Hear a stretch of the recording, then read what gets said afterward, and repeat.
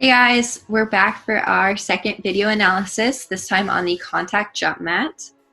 So it's a great tool to use for biofeedback, so giving real-time data straight back to the athletes as they're training. So this is found to be kind of one of the most effective ways to improve things like vertical jump height. So whenever they have a really good reading on that contact jump mat, you can say cues such as, okay, whatever you did in that last jump, try and do the same exact thing. And then that gives them biofeedback where they try and replicate exactly how they felt when their quads contracted and when they landed and how dorsiflex or ankles were and things like that. It measures contact time and flight time. It's very easy to use, it's portable, and it's kind of that medium cost. And then I looked at a bunch of studies looking at reliability and validity because that's one of the things that I want to focus on if I decide to implement a tool, a technology. I want to make sure it's reliable and valid. And I found that in many articles that they both found that it was extremely valid and reliable. So getting into her case study, senior Sarah is a senior outside volleyball hitter. She has a 1.75 jump reactive strength index, which is in that moderate reactive strength. So she's got plenty of room for improvement. Her ground contact time is 0.25 seconds.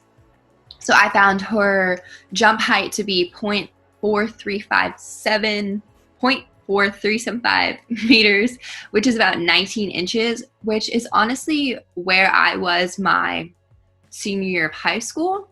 So I got my jump height measured and it was about 19 and a half inches. So if my jump height was 19 and a half inches in high school, I think that she has plenty of room for improvement, especially being a senior level outside hitter at a university. So her, obviously, right off the bat, her vertical jump can increase significantly. And then also maybe we can work on lowering her ground contact time, and this will overall improve her jump reactive strength index. We probably want to get it below or above a 2.5 in that high level, or right at that well-established reactive strength. So how do we do this? First thing that comes to mind or should come to mind is that stretch shortening cycle. So in a jump, we facilitate that stretch shortening cycle so much. So at the end, when our quads are contracting, when we land and our gastroc and soleus and Achilles are stretched, and then we take off and everything shortens. How do we improve that? What is the training like to improve our stretch shortening cycle? Well, it's plyometrics. So plyometrics training significantly improve vertical height. I found this in many research articles. We know that it's a very valid method. So we're definitely going to incorporate a lot of plyometrics into our training. And then another thing that was a lot more volleyball specific, which I found was really interesting, is arm swings. So volleyball players have massive arm swings. They have very technical movements, kind of like drawing a bow and arrow is what their arm strength is supposed to look like, their arm swing. So I wanted to look at not only plyometrics, but how we can facilitate an arm swing with our plyometric training. So I found an article that says arm swing improves our jump height by 38% compared to no arm swing. So we know that it improves jump height. Now we have to tone in and perfect our arm swing to now perfect our vertical jump.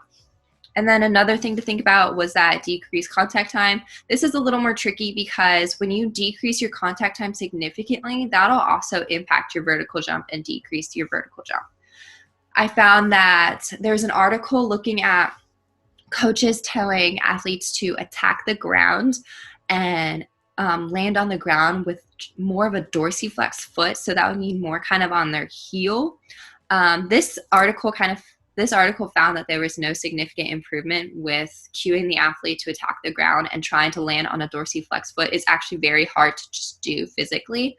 But they did find that cueing the athletes to get off the ground as fast as possible was effective for decreasing their ground contact time. And then all of these variables put together can now increase her ground strength reactive index. So my exercise prescription. Basically, I focus on all plyometrics and drop jumps, broad jumps, three-step jumps, which is basically going up for a volleyball hit, a squat jump, a line jump variation that's a little more low intensity, and then our box jumps. So now we'll look more into this. All right, so here we are starting with our dynamic warm-up. I did some high knees, some skips, and some karaokes. All right, here's a box jump. A wasp came up and scared me pretty bad, so I thought this was funny. I just decided to put it in. Okay, but now seriously, we have our drop jumps. We have this at 30 inches, was a little high for me. Normally it's about 20. I'm also coming from a torn meniscus, so I really have not been able to get my jump up. But from a volleyball player should be able to do this. This is where we'd use that contact mat and we'd give that biofeedback. Now we're in our broad jumps, getting in that athletic stance, staying in the athletic stance, making sure we jump as far as we can. Okay, so now we're moving into our squat jumps. Her knees not going into valgus. She's doing a great job of extending her hips and knees all the way. Now we're gonna see me do it. In a moment, we're gonna see my left knee drop in pretty severely right here.